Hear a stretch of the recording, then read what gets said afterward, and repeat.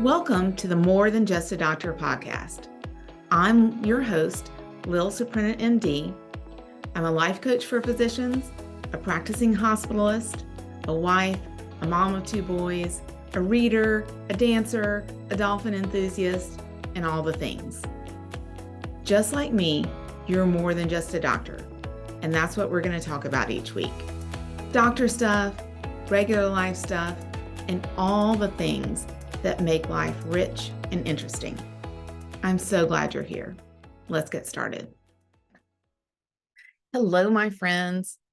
We're back for episode 14, I think, of the More Than Just a Doctor podcast. And today I want to talk to you about the reading scale and why it's relevant to you, even if you're not a reader. I am a reader. I love to read fiction, nonfiction, everything in between. Really, my favorite is fiction. And I have this concept that I use very loosely in my life, but I call it the reading scale. And basically, it's 1 to 10 of like what the difficulty or sort of engagement level of a piece of reading is for me, and like where I am, where do I want to be on the reading scale, where am I on the reading scale, and I use it in a couple different ways, and I want to share that with you. But first, let me tell you the reading scale. So a number 1, that's the bottom of the scale, and that's your Us magazine, which is a classic. Us magazine, anything similar, whatever your sort of equivalent to Us magazine is, that's your base. And that should be used for when you're in times of great stress, or, you've just got nothing else to give. For me, Us magazine is my go-to. The one problem with Us magazine at this point in my life is I actually many times don't recognize the folks in there, or I only recognize them from previous Us magazine episodes. Like I don't know who they are out of context. And the other thing is, I think probably because I don't know who they are, they all kind of look alike to me, many of them. But anyway, I still love an Us magazine. And I want to make a point here that Us magazine, or the equivalent, your House and Garden or your car magazine or whatever is that like super duper easy, digestible thing. Yes, you could find that stuff online, but don't do it. Scrolling doesn't count. It is not the same as the active act of buying or checking out a magazine from the library, where you're doing it on purpose and the thing you want to be doing is reading it. Scrolling to me does not feel relaxing. It feels relaxing in a checked out way, but it's different than reading on purpose, even when the actual reading is equivalent. So that's my plug about scrolling not counting in the scale. So a number 2 on the scale, 2, 3, couple things. 1, 2 would be like Twilight. Yes, I read all the Twilight books when they came out, some of them more than once, but like super easy to digest, page turners, YA, so the complexity of the writing is not that high. And in that same category, maybe 2, 3 would be rereading pieces of books I find very comforting. One of my very favorite books of all time is Bridget Jones's Diary, the first one. I just think it's like the funniest thing ever written. And it's like really brilliant social commentary. It's a little bit dated now, the social commentary, but still that. And it's the book that it's imitating is Pride and Prejudice. And that's another comfort book for me. It's also a brilliant, funny book. And I'll read pieces of that. And that's what I do when I want to read something sort of comforting, or I'm in that space. Another kind of 3 level for me would be if I've got multiple nonfiction books going that are in sort of the self-development, self-help genre, like that's a 3. Somehow having multiple threads of that for me feels different than reading one solid on purpose, like for my coaching or for something I really want to think about for myself. If I've got a few going, like that's like takes it down on the scale, and I'm kind of feeling in that 3, 2, 3, 4 range. Another place I would get kind of in the 4 range, adult romance, like from a good author, or adult like formula thrillers. Like these are things that are very predictable. The writing may be very good, but it's predictable and sort of fast paced and doesn't take a lot out of you. That would be in that 4 range. 5 would be for me probably like a Gone Girl, like a mass market thriller, or one of those page turners, not too complex that everybody's talking about. I'm always wishing for more of those 5 level books, those books that you could just pick up from, if you're at a rental house, like you pick up off their shelf and you start reading, and on the first page or 2 you're hooked and you're consumed. I love that feeling. And I'm often looking for that 5 range, and we're going to come back to that. So then your 6, 7 range for me is like literary fiction authors I already know. And so right now I'm reading The Dutch House by Ann Patchett. She's one of my favorite authors. Took me multiple starts over the last year for some reason to get into this book. It's not a crazy page turner, but she's a fantastic writer. So the energy and sort of attention I have to give, I kind of put that in the 6, 7 range. Barbara Kingsolver would be in that. Things that are higher, sort of higher level stuff, but not crazy long. For me, some people like love nothing more than a 600-page book, and I sort of like have to drag myself to a 600-page, especially like complicated literary fiction. That would be in my 8, 9 range. A longer, sort of denser, written literary fiction book, something that's translated that's literary fiction. A lot of times those are like require more attention from me. Things that are slow to start and have multiple threads that like don't pay off for a while. So you know the book is going to be really good, but like you have to invest a good bit up front to get anything from the payoff. For me, the best example of this is Confederacy of Dunces. It's one of my all-time favorite books. And I can dip in and out of that one, but only because I've read the whole thing through probably 3 or 4 times. But it's one of those like, doesn't make any sense in the beginning. It's got multiple threads and like nothing's paying off in the very beginning. And it's pretty long. So for me, that would be, but it's a huge payoff. So that would be in that 8, 9 category.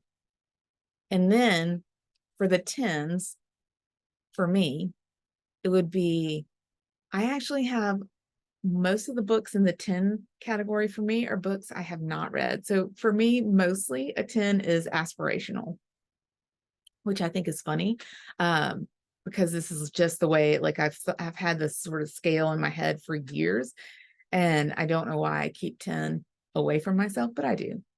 But one book that's in a 10 for me that I have read is War and Peace. And that hits it like that's a translation. It's long. It's dense literary fiction. It has multiple subplots. It's a fantastic book, but for me, that's a 10. That book take a lot of attention. And for me, that sort of book is the kind of thing that like takes a commitment from me. And like, I really have to mean it to read a book like that. So my ultimate book nemesis is on my 10 list. It's Infinite Jest by David Foster Wallace. I have started this book 10 times, maybe more than that. And it's a giant book. It's known, if you haven't read it, it's known for the notes. It's got all the footnotes, like gobs and gobs of footnotes in this tiny print. So it's super dense. And I had 2 copies of it. I don't know why I had 2. And I drug them around, like move to move for years, probably 15 plus years. And I like could not get it read. I've still not read it. I've said I've like given up and made peace with it, but here I am talking about it as my 10 on the list. So perhaps I have not. But anyway, you get the point. So, what does this reading scale have to do with you? Especially if you're not really a reader, and you don't have to be, although I think you're missing out. I love to push books on people. So the point for you all is, what is your thing? Is it, if it's not reading, is it running or woodworking, or even just the capacity to relax on the weekend with your family? Like, how do you feel going into the weekend? Or it could be the complexity of dates that you're planning with your significant other, or vacations.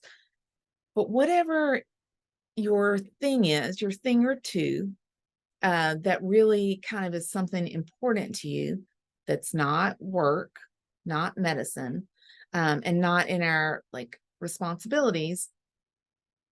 But I don't just mean hobbies. Like, the reading scale is really to translate to, like, are you living your life kind of in the zone that feels good for you?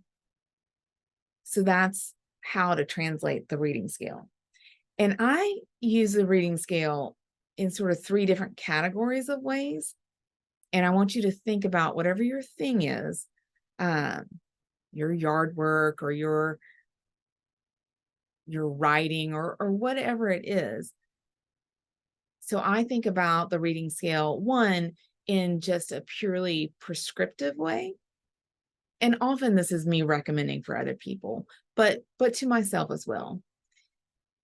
I use it to recognize and give permission that if I'm in a super busy stretch at work, or there's something big going on in personal life, and I'll give, for me, like having just had a baby, it's actually probably when I sort of named the reading scale, after my first kid. Like, it was Us Magazine. It was a 1. I was a 1. And so the prescriptive part is to recognize where you are and say, yeah, a 1 is okay. A 1 is what it should be right now. If you're going through a divorce, you want to give yourself permission to be in that 1 to 2 range. And so it's prescriptive to you for the place you're in. I also like to give it, because I like to give prescriptions, use it prescriptive for other people. I'm in a book group. It's on pause right now for me, but for many years, a very high level readers. And one of our friends in the group was going through a terrible divorce. And she was sort of berating herself for not being able to read whatever sort of 8, 7, 8 on my scale book we're reading. And I'm like, oh, hey, you're supposed to be at a 1. You're supposed to be at a 1 or 2. You're going through a terrible divorce. And she's like, 1, I've never thought of this in this context. And she's like, you're right. Of course, I have no juice, no bandwidth for a 7 or 8 book that we're trying to read. And so the other way to use it, and this is primarily where I use it in my life, is an awareness tool. So whatever your thing is that you want to loosely scale, this is where I use it most for me. And it's that, like, noticing where I'm reading naturally. Like, am I down in that 2, 3, 4 zone? Am I pining for that lower zone? And for me, then that's just a moment to ask, or even for me, like if I'm wanting to be in that 5 zone, like wishing I could find another Gone Girl. Like my question for myself is why? Like what's going on? Like, am I working too much? Am I stressing too much over the kids? Am I frittering away my time on the internet? Like, what is it that's going on that's got me here where I don't want to be for a whole long time?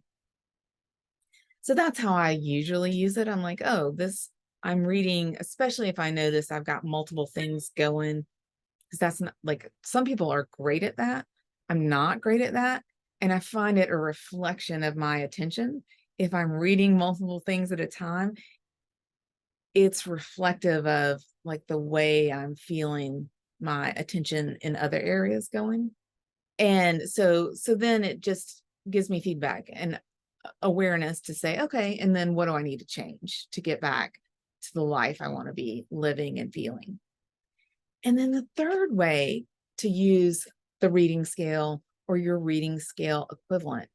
And I think this is so interesting. I really had not picked up on this until the recent past. You can also use the reading scale with intention if you're not feeling at that 6, 7, 8. I can pick a book and sort of commit and make myself sit through the discomfort of like the first few chapters being slow or whatever.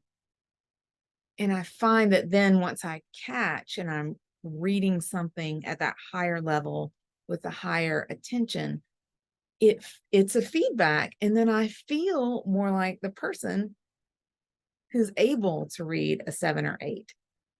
And to me, that phenomenon is very similar to, but probably like more to it than how, if you're smiling because you're feeling good, or you're holding a certain body posture because you're feeling confident, like that's the result. But if you want to feel better, you want to feel happier or more confident, you can smile on purpose and you can change your body posture on purpose. And that actually makes you feel the way you want to feel. And so the using the reading scale intentionally to sort of change the way I feel, is just more of that same concept. So, one, I would love to hear back from you guys. If you have a scale or anything, it doesn't have to be 1 to 10, because I don't really well, I do actually. I was gonna say I don't really number the books, but no, I kind of do. But it doesn't have to be exact scale, but do you have a thing that you pay attention to? Something that's your indicator light, your sort of canary in the coal mine that you're using to keep track of where you are in the feeling of life that you want to have. So I would love to hear back from anybody if you've got one, what it is, how you use it. And then of course, because really I just use this podcast as a vehicle to talk about books. Let me know if you're a reader, if you go back and sort of think about yourself and your scale. Oh my gosh, I would love to hear about your scale. Because for some people, for my really awesome book club friends who are much better readers than I am, the books that are 8, 9 for me are probably like 4, 5s for them. So my reading scale and your reading scale, even if you have a reading scale, would be different. So anyway, I would love to hear about your reading scale. But what I really want you to do is just consider having something that you use as your indicator light in your feedback loop, to make your life richer and better and more interesting. That's what I have for you this week. Thank you so much for listening. I will see you next week. Thanks so much for joining me today. If you like this episode, you're going to love working with me directly. Sign up for email updates from me in the show notes. I'll send you a fun email every week called Friday Favorites. Everyone loves it. Or If you're ready to get started creating your rich and interesting life, book a free consultation with me to explore working together one-on-one. I can't wait to meet you. You'll find these links and other resources in the show notes. See you next week.